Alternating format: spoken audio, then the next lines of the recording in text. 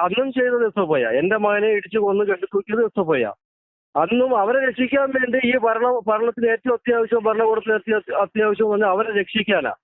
അപ്പൊ അതുകൊണ്ട് ഇപ്പൊ ഞാൻ പറയുന്നില്ല, ഈ SFIക്കാരെ ഇതിന് കുറ്റം പറയാൻ പറ്റില്ല. ദയവായി അവരെ കുറ്റം പറയരുത്. കാര്യം എന്ന് പറഞ്ഞാല് അവർക്ക് ഉറപ്പാണ് എന്ത് കുറ്റം ചെയ്താലും, ആരെ കൊന്നാലും, ആരെ പീഡിപ്പിച്ചാലും, എന്ത് ദ്രോഹം ചെയ്താലും രക്ഷിക്കാൻ നമ്മൾ നേതാക്കന്മാരുണ്ട്. ഈ ഒരു തോന്നലേ അവർക്കുള്ളൂ. നമസ്കാരം, മലയാളി വാർത്തയിലേക്ക് സ്വാഗതം.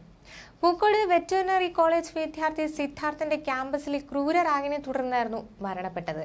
കഴിഞ്ഞ ഫെബ്രുവരി 18-നാണ് നെടുമങ്ങാട് സ്വദേശി സിദ്ധാർത്ഥനെ ഹോസ്റ്റലിൽ ശുചിമുറിയിൽ മരിച്ച നിലയിൽ കണ്ടെത്തിയത്. സീനിയർ വിദ്യാർത്ഥികൾ മർദ്ദിക്കുകയും പരസ്യ വിചാരണ നടത്തുകയും ചെയ്തതായി കുടുംബ പോലീസിൽ പരാതി നൽകുകയും ചെയ്തു. കേസിൽ പ്രതികളെ അറസ്റ്റ് ചെയ്തിരുന്നെങ്കിലും ജാമ്യത്തിൽ വിടുകയും പരീക്ഷ എഴുതാൻ സമ്മതിച്ച നടപടിയടക്കം ഏറെ വിവാദമാവുകയും ചെയ്തിരുന്നു. പ്രതികളെ പരീക്ഷ എഴുതാൻ അനുവദിക്കരുത് എന്നാവശ്യപ്പെട്ട് ഗവർണർക്ക് മാതാപിതാക്കൾ പരാതി നൽകിയിരിക്കുകയാണ്.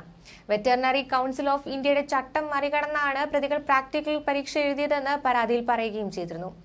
പരിശോധിച്ച് വേണ്ട നടപടിയെടുക്കുമെന്നാണ് ഗവർണർ ഉറപ്പ് നൽകിയത്. ഇപ്പോഴത്തെ കാര്യവട്ടത്തും KSU പ്രവർത്തകന് മർദ്ദനമേൽക്കേണ്ടി വന്ന വിഷയത്തിൽ സിദ്ധാർത്ഥന്റെ പിതാവ് മലയാളി വാർത്തയോട് പ്രതികരിച്ചിരിക്കുകയാണ്.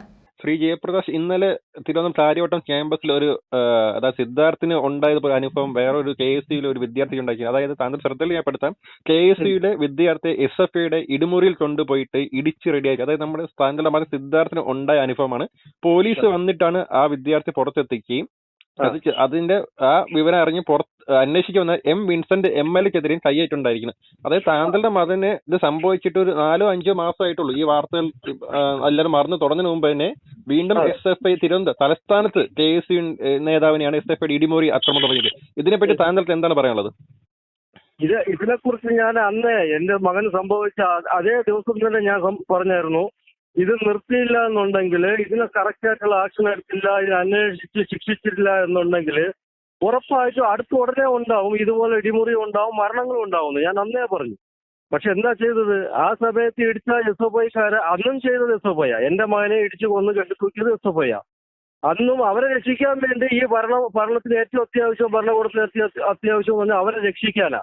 അപ്പൊ അതുകൊണ്ട് ഇപ്പൊ ഞാൻ പറയുന്നില്ല, ഈ SFIക്കാരെ ഇതിന് കുറ്റം പറയാൻ പറ്റില്ല. ദയവായി അവരെ കുറ്റം പറയരുത്. കാര്യം എന്ന് പറഞ്ഞാല് അവർക്ക് ഉറപ്പാണ് എന്ത് കുറ്റം ചെയ്താലും, ആരെ കൊന്നാലും, ആരെ പീഡിപ്പിച്ചാലും, എന്ത് ദ്രോഹം ചെയ്താലും രക്ഷിക്കാൻ നമ്മൾ നേതാക്കന്മാരുണ്ട്. ഈ ഒരു തോന്നലേ അവർക്കുള്ളൂ. ഇത് നിർത്തിയില്ല എന്നുണ്ടെങ്കിൽ ഇതിപ്പോ ഇടിയേ ഉണ്ടായിട്ടുള്ളൂ. അത് മരണം തന്നെ സംഭവിക്കാറ്. ഇവർ നിർത്തില്ല എന്നുള്ള കാര്യം അതാണ് ഞാൻ പറഞ്ഞത്. അവര് രക്ഷിക്കാതെ ഞാൻ മറ്റൊരു കാര്യത്തിൽ താങ്കൾ ഇപ്പൊ പറഞ്ഞ ഇവര് നിർത്തിയില്ല, മരണം സംഭവിച്ചത് സിദ്ധാർത്ഥിന് സംഭവിച്ച പോലെ ഈ വിദ്യാർത്ഥി സംഭവിച്ചു. കാരണം കേരള പോലീസ് ഇത് അറിഞ്ഞ് ആ റൂമിൽ എത്തിയിട്ടാണ് വിദ്യാർത്ഥി പുറത്തെത്തിച്ചത്. പോലീസ് എത്തിയില്ലെങ്കിൽ താങ്കളുടെ മകനുണ്ടായ അനുഭവം തന്നെ ഈ വിദ്യാർത്ഥിക്ക് ഉണ്ടായേനെ. തീർച്ചയായിട്ടും ഉണ്ടാവും. അത് എന്റെ മകൻ ഉണ്ടായെന്ന് പറഞ്ഞാല് ആ ഒരു കോളേജ് കുറച്ച് റൂറൽ ഏരിയയിലായിപ്പോയി ആ കോളേജ്. അതുകൊണ്ട് പോലീസിന് എത്താൻ പറ്റിയില്ല എന്നല്ല, അറിഞ്ഞിട്ട് പോലും അവിടെ എത്തിയില്ല എന്നാണ് ഞാൻ അറിഞ്ഞത്. ഓക്കെ, അത് പോട്ടെ.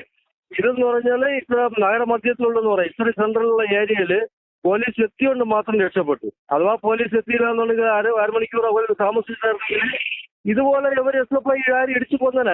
ഈ വാർത്ത അറിഞ്ഞ് അന്വേഷിക്കാത്ത വിൻസെന്റ് MLക്ക് നേരം കൈയായിട്ടുണ്ടായിരിക്കുകയാണ് അവിടെ. അതെ, അതാണ് പറഞ്ഞത്. ഇവർക്ക് ആരെ പേടിയില്ല. ഇവരെ രക്ഷിക്കാൻ വേണ്ടി ഇപ്പോൾ ഒരു MLA വന്നു കഴിഞ്ഞാൽ അവരെ അതിനെ ഓവർകം ചെയ്യാൻ വേണ്ടിയിട്ട് അവരെ മന്ത്രിയുണ്ട്, ഇവർക്ക് മന്ത്രിയുണ്ട്. അറിയാമല്ലോ, ഇവരെ ഈ ഒരു MLA ആണല്ലോ എന്റെ സിദ്ധാർത്ഥിനെ കൊന്നിട്ട് ഒരു MLA ആണല്ലോ അവന് ഒരു പ്രതിയെ കൊണ്ട് മജിസ്ട്രേറ്റിന്റെ അവിടെ കൊണ്ടുപോയത്. അതുകൊണ്ട് അതാണ് ഞാൻ പറഞ്ഞത്. അവരെ രക്ഷിക്കാൻ വേണ്ടിയിട്ട് അവർ ആൾക്കാരുണ്ട്. MLA പോലും അവർ വകവയ്ക്കില്ല, ഒരു ജനപ്രതിനിധിയെ പോലും അവർ വകവയ്ക്കില്ല. അപ്പൊ അതിൽ നിന്നെന്താണ് ഈ ഗുണ്ടായുസം ഇവർ ഇനി മതിയാക്കാൻ തീരുമാനിച്ചിട്ടില്ല. ഇതിങ്ങനെ തുടർന്നുകൊണ്ടേയിരിക്കും. കാര്യം എന്ന് പറഞ്ഞാല് അതാണ് ഇവരുടെ നിയമം, ഇവിടുത്തെ നിയമവും കാര്യങ്ങളും അല്ല. അതെ, കൊലപാതകങ്ങൾക്ക് വരെ ഇവിടെ പുറത്ത് ഇറങ്ങി നടക്കാനായിട്ടുള്ള അവർക്ക് ജാമ്യവും കിട്ടി. അവർ ചെന്നിട്ട് അവർക്ക് എക്സാമും എഴുതുന്നു. കൊല ചെയ്തിട്ട് പോലും, അത് ഞാൻ അന്നേ പറഞ്ഞു, കൊല ചെയ്തിട്ട് കൊലയാളികൾക്ക് വരെ ഇത്രയുള്ള ഇത് കൊടുക്കാന്നുണ്ടെങ്കിൽ, ഈ ഒരു ആനുകൂല്യം കൊടുക്കുന്നുണ്ടെങ്കിൽ, ഞാൻ പറഞ്ഞിട്ട് ഒരാഴ്ചക്കകം വീണ്ടും അക്രമം ഉണ്ടാവും. കാര്യം എന്ന് പറഞ്ഞാല് ആ രീതിയിലുള്ള അവർ തുറന്നു വിട്ടേക്കുന്നത്. ഈ SFIക്കാർ തന്നെ അക്രമം ഉണ്ടാക്കുമെന്ന് ഞാൻ പറഞ്ഞായിരുന്നു. അതിനിടെ ഇടിമുറിയിൽ മർദ്ദനമേൽക്കേണ്ടി വന്ന സാഹചര്യത്തിൽ കൊല്ലണമെന്ന ഉദ്ദേശത്തോടെയാണ് തന്നെ ആക്രമിച്ചതെന്നും ശ്വാസം കിട്ടാതെ പിടഞ്ഞിട്ടും കഴുത്തിൽ പിടിവിട്ടില്ല എന്നും സാന്റോസ് പറഞ്ഞു. സർവകലാശാലയിലെ അധ്യാപകർ അടക്കം SFI പ്രവർത്തകരെ സഹായിക്കുന്ന നിലപാടാണ് സ്വീകരിക്കുന്നത്. കോളേജ് ഹോസ്റ്റൽ ഇടിമുറി ഉൾപ്പെടെയുണ്ട്.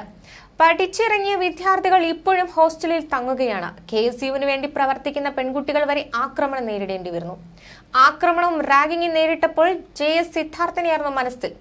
രാത്രി പുറത്തുനിന്ന് ആഹാരം കഴിച്ച ശേഷം ഞാനും സുഹൃത്തും കൂടി ക്യാമ്പസിലേക്ക് വരികയായിരുന്നു. ക്യാമ്പസിൽ വാഹനവുമായി കയറിയ സുഹൃത്ത് സെൻട്രൽ സർക്കിളിന്റെ ഭാഗത്ത് എന്നെ ഇറക്കി. സെക്യൂരിറ്റിയുടെ അനുവാദത്തോടെയാണ് സുഹൃത്തിനെ ക്യാമ്പസിൽ കയറ്റിയത്.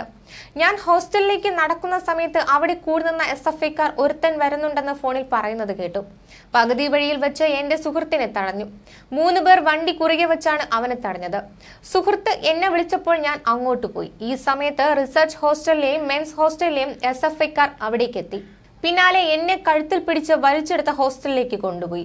ഞാൻ ഒരു കമ്പിയിൽ പിടിച്ച് ബലം പ്രയോഗിച്ചു. അപ്പോൾ എന്റെ വായിൽ പിടിച്ചു വലിച്ചു.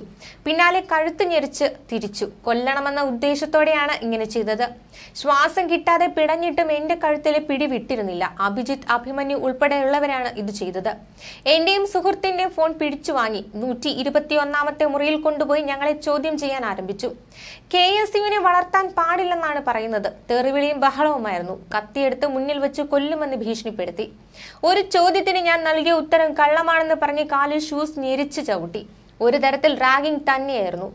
ഇനി സംഘടനാ പ്രവർത്തനം ചെയ്യാൻ പാടില്ല, നിന്നെ ഞങ്ങൾ നോക്കി വെച്ചിരിക്കുകയായിരുന്നു, അടിക്കില്ലെന്നാണോ നീ വിചാരിച്ചത്, തിരഞ്ഞെടുപ്പ് കഴിയുന്നത് വരെ നിന്നെ വെറുതെ വിട്ടിരിക്കുകയായിരുന്നു, നിനക്ക് മൊട അല്പം കൂടുതലാണ് എന്നൊക്കെയാണ് അവർ പറഞ്ഞത്. പോലീസ് വരുന്നുവെന്ന് വിവരം കിട്ടിയ സമയത്താണ് ഞങ്ങളെ വിട്ടത്. യൂണിറ്റ് പ്രസിഡന്റ് നൂറിൽ വിളിച്ച് അറിയിച്ചതിന് പിന്നാലെയാണ് പോലീസ് എത്തിയത്. സർവകലാശാലയുടെ ഭാഗത്തുനിന്ന് ആരും സഹായിച്ചില്ല എന്ന് സാന്റോസ് പറയുന്നു. ഞങ്ങളുടെ ഓരോ പ്രവർത്തകരെയും നിരന്തരം ഭീഷണിപ്പെടുത്തുകയാണ്. ഹോസ്റ്റലിനകത്ത് ഇടിമുറി ഉൾപ്പെടെയുണ്ട്. സെക്യൂരിറ്റി നിർജീവമാണ്. ഞങ്ങൾ എന്തെങ്കിലും പറഞ്ഞാൽ കൊന്നുകളയുമെന്നാണ് പറയുന്നത്. ന്യൂസ് ഡെസ്ക് മലയാളി വാർത്ത.